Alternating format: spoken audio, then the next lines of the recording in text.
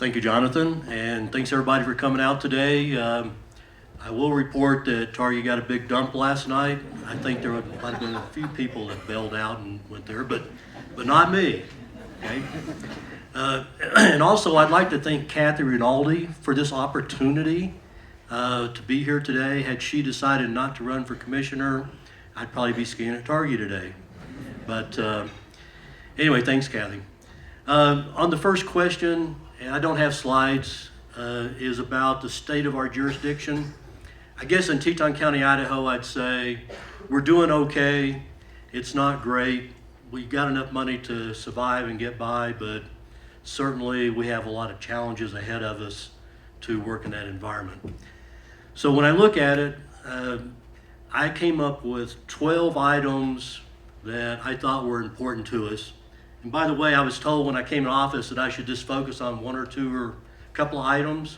It's not that easy, because all 12 of these things, and I'll read through them real quick for you, have to have some attention and focus on it. The first one is affordable workforce housing. I think that goes without saying. If we can't house the workforce, we're going to have issues.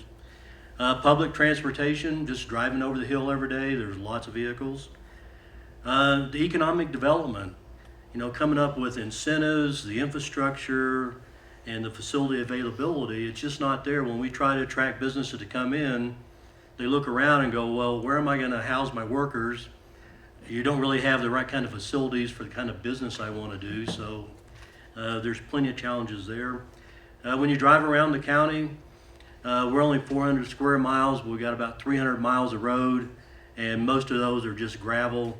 Some of them have some dust control on it, but for the most part, our roads are not in great shape, and the funding just isn't there to deal with them the way they need to be dealt with. We have a new P&Z code that we're working on. I've been working on it for a couple of years. Our comp plan was done in 2012.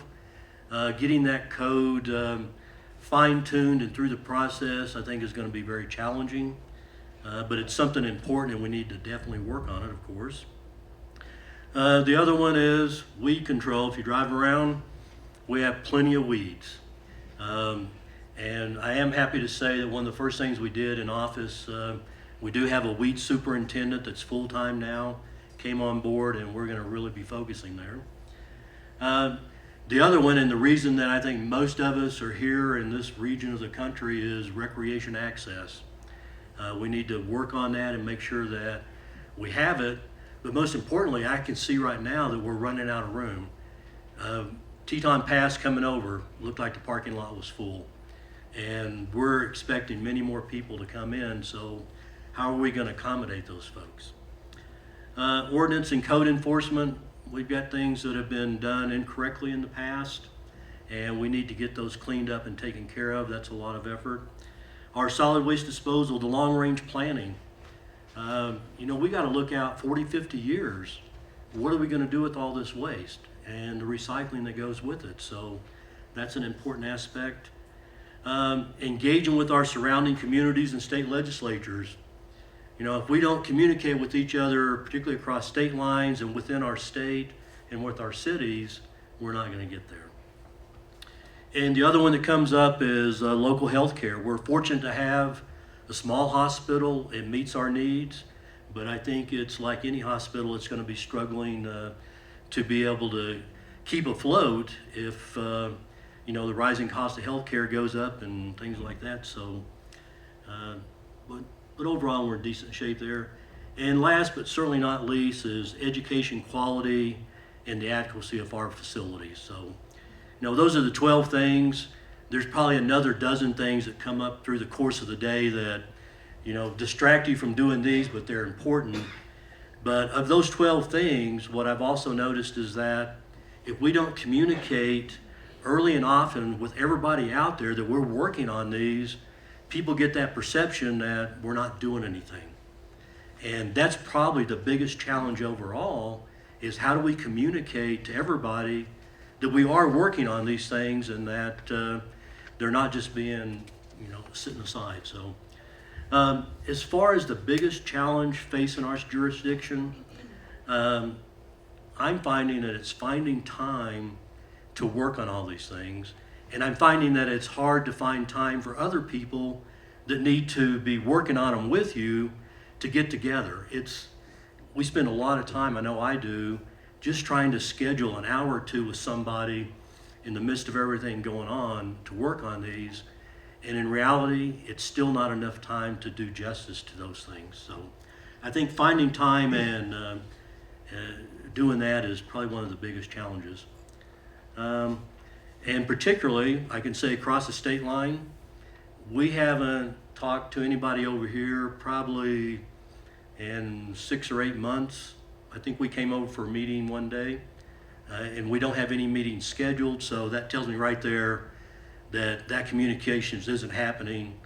And there's a lot of things going on over here that affect us on the other side, so we really need to figure out how to find that time to work with our counterparts over here.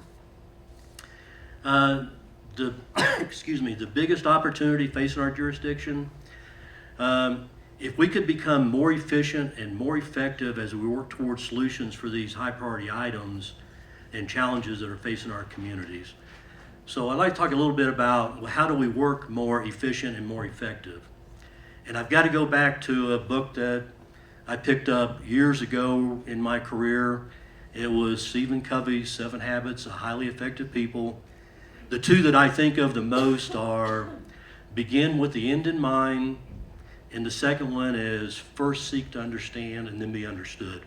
The other 5, I don't think I could quote them, but these 2 fundamental things right there, if we don't know what the overall end objective we're trying to achieve, we can work hard at working on it, but we're not going to get there.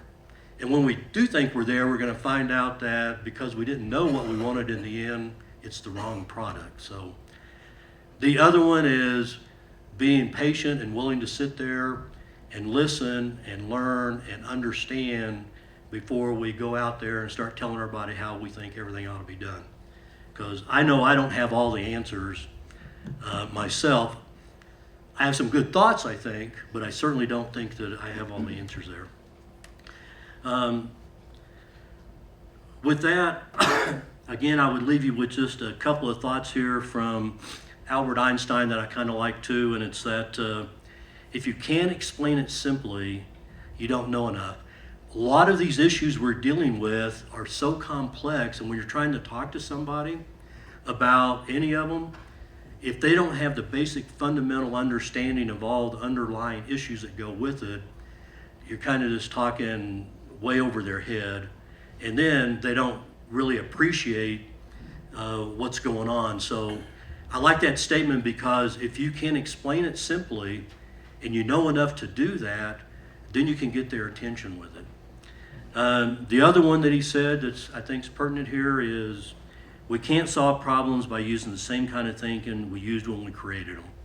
So we've got to get out of the box, challenge the status quo, and not be afraid to do so. And hopefully through that kind of thinking, we can come up with some innovative solutions here. The last question is, what is the one thing the community can do to help you address your biggest challenge or opportunity? I think, and I've gotten lots of people come to me and tell me what they think. And what I'm finding out is that it's not all that well thought out. But if they would come to us with meaningful and constructive feedback that's comprehensive, well-researched, and based on facts, we can take that information and use it as we move forward to solve some of these problems. So with that, that's kind of summed up my little talk there. And Jonathan, again, I want to thank you for pulling this all together. And thank you again, Kathy, for giving me this opportunity to get more involved. Coming out of retirement, and I actually see that there's lots of things to do and it's fun to work on them. Okay? Thank you very much.